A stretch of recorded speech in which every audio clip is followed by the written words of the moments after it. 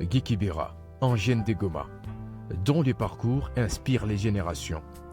Au cours d'une interview nous accordée, ce dernier nous amène à un endroit nostalgique. Il s'agit de l'école secondaire où il a obtenu son diplôme d'État, l'Université de Goma. Je suis fils aîné de ma famille. Mon père est encore en vie. Il s'appelle Samuel Ndole Kibira. Ma mère s'appelle Magui Kaliza Ndawabo. Elle est aussi en vie. Elle est d'ailleurs vice-présidente de l'Abunoki.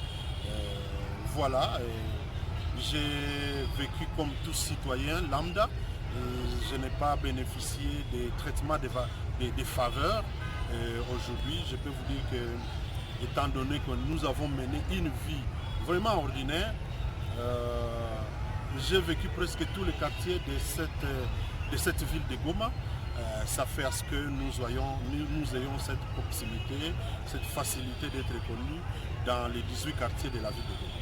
Voilà. Ce qui me tient à cœur, c'est l'humanisme, c'est l'amour du prochain. J'ai commencé tout petit, puisque bien éduqué par mes parents, que je salue, comme enfant chrétien. Mes parents m'ont appris à prier Dieu et à me confier à Dieu. Mais également, ils m'ont encouragé dans les mouvements des jeunes, puisque tout petit, j'ai commencé comme louveton dans les mouvements scouts, Don Bosco, à Ngangi. Je suis allé chez les jeunes, c'est chez les Focolari pratiquement aujourd'hui. Je suis allé être servant dans mon église. J'ai été baptisé, donc je suis un chrétien catholique. J'ai poursuivi mes études universitaires où j'ai été président des étudiants, président du comité interuniversitaire.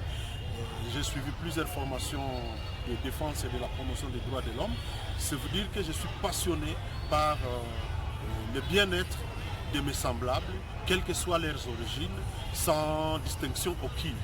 Et c'est ce qui me passionne aujourd'hui. Je suis resté focus sur cela, ce que j'ai appris depuis mon enfance. Je suis donc spécialisé dans la défense et la promotion des droits de l'homme et c'est ce que je vais continuer à faire. Toute ma vie, j'ai toujours abandonné mon foyer, mes parents, ma femme, mes enfants, parce qu'à la recherche de l'intérêt général de la jeunesse. Et donc, ça ne sera pas une première fois. Je suis toujours, puisque j'en ai la passion, et je me suis spécialisé dedans.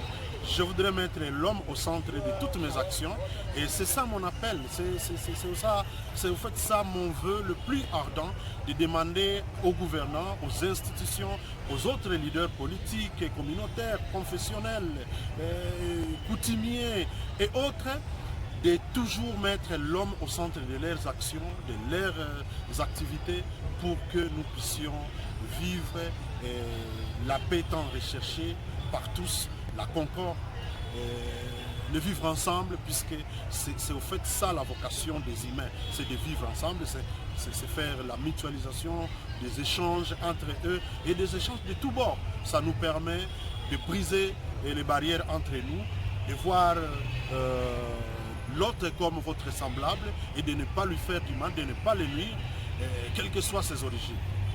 La ville de Goma, comme je l'ai dit, c'est la ville qui m'a vu naître, c'est le chef-lieu de la province.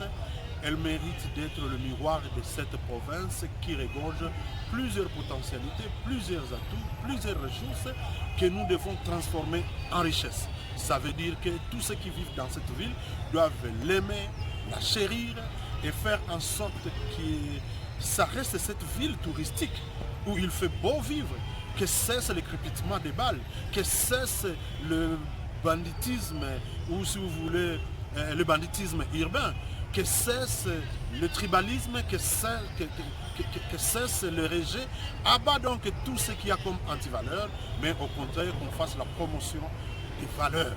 Et ce sont ces valeurs qui vont faire en sorte que cette province aille très loin. Vous n'avez qu'à voir les gens qui font la fierté de cette province, tels que les Vani Bishweka, les Moussa Nganya Lubongera, les Kasso, les Kakessa, beaucoup de gens qui sont ici, qui ont témoigner leur amour à cette province et ce sont eux qui font ce que ça puisse aller de l'avant.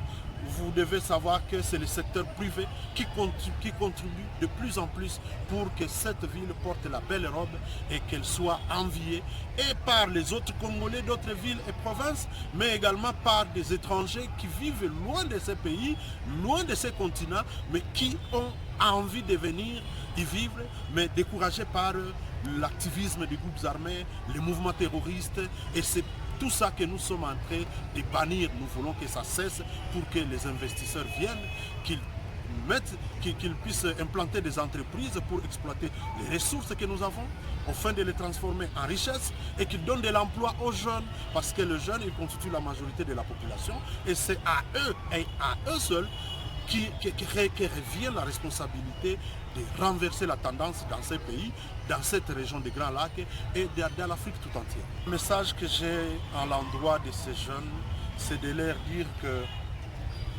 l'espoir est permis. Quelle que soit la situation qu'ils traversent, ils ne doivent pas s'autodétruire parce que la consommation de stupéfiants, de drogues, de chanvre, de toutes sortes de boissons fortement alcoolisées même, ça ne fait que exprimer le désespoir qui les anime. Alors que celui qui tombe dans le désespoir, c'est le genre de personnes qui se battent.